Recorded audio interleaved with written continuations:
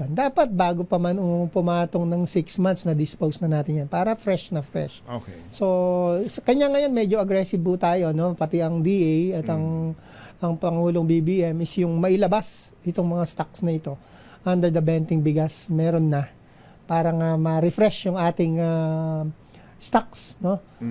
If you want to have yung healthy buffer stocking, dapat merong regular na outlet yan para umikot yung stock natin. May certain period or number of days para sinasabing yung stocking ninyo ay sound. Yes. Ilan days ho ba ngayon?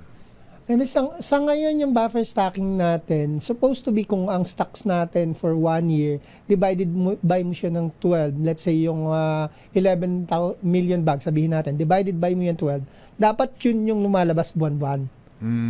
Para yung ikot. 1 million or sabihin mo ng 900, 800, yeah, 1 1,000 million. bags. Ba't ho kayo nahihirapan i-dispose ito?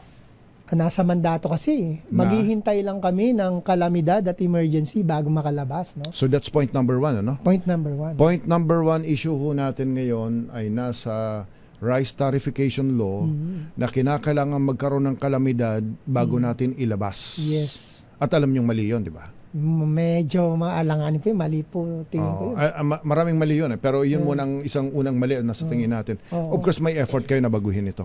Of course meron po at ito yung aming sinusulong ngayon na sana maibalik yung mandato ng National Food Authority na mabigyan ng kakayahan muli na makapaglabas sa merkado. Hindi naman marami, yun lang tamang volume mailabas on a regular basis.